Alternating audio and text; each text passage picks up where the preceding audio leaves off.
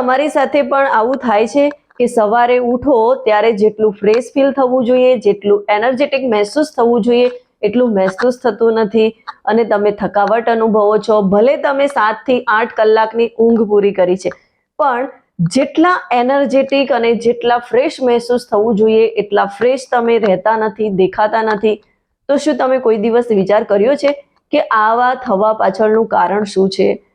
તો આ બધું થવા પાછળ ઘણા બધા કારણો જવાબદાર હોય છે અને આપણને જો એનર્જેટિક ફીલ થતું નથી તો મેઇન કારણ એ પણ હોઈ શકે છે કે આપણે જે પ્રમાણે પ્રોપર નાસ્તો લેવો જોઈએ એ આપણે લેતા નથી. એટલે કે આપણી ખાવા પીવાની, આપણી ડાયટને આપણે પરફેક્ટ કરવી ખૂબ જરૂરી છે.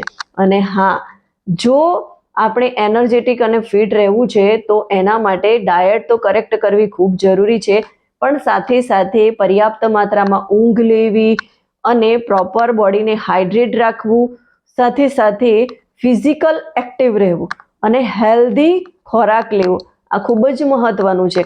જો તમે પણ એનર્જેટિક અને ફ્રેશ ફીલ રહેવા માંગતા હો તો તમારે પણ તમારા ડાયટની અંદર પોષક તત્વોથી ભરપૂર વસ્તુઓને સામેલ કરવી જોઈએ, જે તમને પૂરો દિવસ એનર્જેટિક રાખશે અને સાથે સાથે તમારી બોડીની ઇમ્યુનિટી વધારશે અને તમારી શક્તિમાં વધારો કરશે.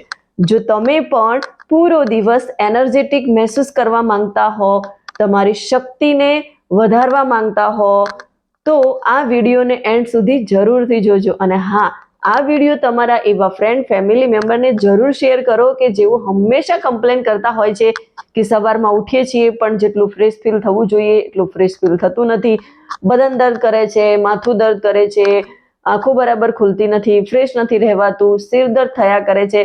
એમને જરૂરથી શેર કરો.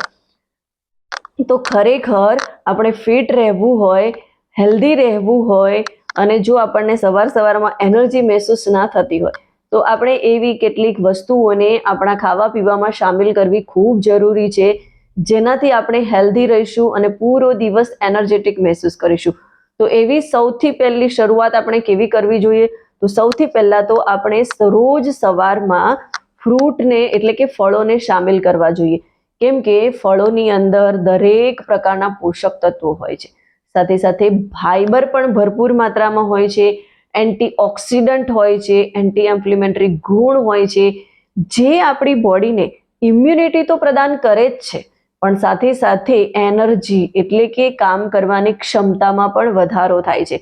એટલે આપણને રોગો સામે લડવાની તાકાત તો મળે જ છે, પણ સાથે સાથે આપણે આખો દિવસ એનર્જેટિક ફૂલ ફીલ કરીએ છીએ, કેમ કે દરેક પ્રકારના ફ્રૂટ્સની અંદર અલગ અલગ પ્રકારના વિટામિન્સ, મિનરલ, ફાઈબર આપણને મળી જતા હોય છે. એટલે જો આપણે કમજોરી મહેસૂસ થતી હોય તો ખરેખર આપણે સવારના નાસ્તામાં ફળોને સામેલ કરવા જોઈએ અને સવારના નાસ્તામાં આપણે સફરજન, સંતરા અથવા તો ઓરેન્જ છે અથવા એવા ફળો કે જેની અંદર વધારે પ્રમાણમાં પોષક તત્વો રહેલા છે, જેમ કે કીવી છે, સફરજન અને અમૃદ એટલે કે જામફળ, આ બધા જે છે ફળો એ આપણે સવારના નાસ્તામાં સામેલ કરવા જોઈએ, જેથી આપણને એનર્જી પણ મળશે, આપણી બોડીની ઇમ્યુનિટી પણ વધશે અને આપણે એનર્જેટિક ફીલ કરીશું. બીજી વસ્તુ કે આપણે સવારના નાસ્તામાં ડ્રાયફ્રૂટને પણ સામેલ કરવા જોઈએ. ડ્રાયફ્રૂટ્સ આપણને એનર્જી આપવામાં ખૂબ જ મહત્વનો રોલ અદા કરે છે.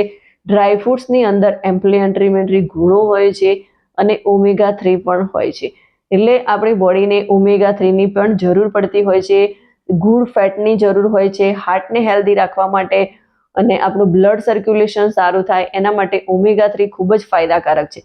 અને એના માટે કેટલાક ડ્રાયફ્રૂટ્સ એટલે કે બદામ છે, અખરોટ, અંજીર, દ્રાક્ષ, કાળી દ્રાક્ષ અથવા તો જે રેગ્યુલર દ્રાક્ષ આવે છે એ, અને સાથે સાથે થોડા ચણા, સિંગદાણા, આ બધાનું આપણે સામેલ કરવા જોઈએ અને આ બધા બની શકે તો રાત્રે એને આપણે પલાળીને રાખીશું અને સવારમાં લઈશું તો આપણને તાકાત પણ એટલી મળશે અને આપણે પૂરો દિવસ એનર્જી મહેસૂસ કરીશું, કેમ કે એની અંદરથી આપણે પ્રોટીન, ફાઈબર, વિટામિન્સ, મિનરલ બધી જ વસ્તુઓ મળી જાય અને એમાં પણ પલાળીને આપણે ખાઈશું તો ઘણો બધો વધારે ફાયદો થશે.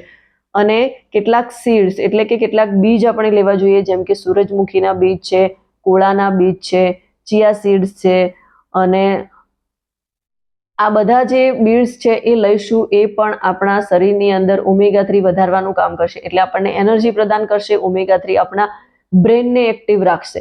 તો આ બધી વસ્તુઓને પણ આપણે સામેલ કરવી જોઈએ. ડ્રાયફ્રૂટ્સ લઈશું તો આપણને તાકાત પણ મળશે, એટલે ડ્રાયફ્રૂટ્સને આપણે સામેલ કરવા જોઈએ. અને સાથે સાથે પ્રોટીનથી ભરપૂર નાસ્તો આપણે લેવો જોઈએ. પ્રોટીનને પણ સામેલ કરવું જોઈએ, કેમ કે પ્રોટીન આપણા મસલ્સને સ્ટ્રોંગ બનાવે છે, હાડકાને મજબૂત બનાવવાનું કામ કરે છે. એટલે મસલ્સ અને હાડકા બંને મજબૂત હશે તો આપણને એનર્જી પણ સારી રહેશે. અને પ્રોટીન આપણા એનર્જી પ્રદાન કરે છે, અને મસલ્સ મતલબ માંસપેશીઓની મરામત માટે પણ ખૂબ જ ફાયદાકારક છે. એટલે પ્રોટીનથી ભરપૂર નાસ્તો પણ લેવો ખૂબ જરૂરી છે. એમાં આપણે ઓટ્સ છે, અથવા તો ઈંડા છે, અથવા સ્પ્રાઉટ્સ છે, એટલે કે દરેક પ્રકારના કઠોળ ફણગાવેલા આપણે લઈ શકીએ છીએ. અને સોયા મિલ્ક અથવા તો સોયાવે પાવડર, આ બધી જ વસ્તુઓને આપણે સામેલ કરીશું તો આપણને સારી માત્રામાં પ્રોટીન મળશે. અને પ્રોટીન આપણને એનર્જી પ્રદાન કરશે, પૂરો દિવસ એનર્જેટિક રાખશે, અને આપણે ફ્રેશ ફીલ કરીશું. તો આપણે જો એનર્જેટિક રહેવું હોય, ફ્રેશ ફીલ રહેવું હોય, તો એના માટે આપણે આપણા બ્રેકફાસ્ટ પર ફોકસ કરવું ખૂબ જરૂરી છે. બ્રેકફાસ્ટમાં આપણે ખરેખર ચેન્જ લાવવો જોઈએ. અને બ્રેકફાસ્ટમાં આપણે બીજી કઈ વસ્તુઓ સામેલ કરી શકીએ, આ બધી વસ્તુઓ આપણા માટે બહુ ડિફિકલ્ટ થઈ જાય છે કે આ બધું થતું નથી, ટાઈમ નથી હોતો. તો એના માટે પણ આપણી પાસે બેસ્ટ રસ્તો છે, સ્માર્ટ ઓપ્શન છે. અને જો તમે જાણવા માંગતા હોય કે સવારના નાસ્તામાં ઇઝી વેમાં કોઈને કશું જ કહેવું ના પડે અને જાતે આપણે બનાવી શકીએ એવા બ્રેકફાસ્ટની તલાશમાં હો, તો પણ તમે મારો કોન્ટેક્ટ કરી શકો છો.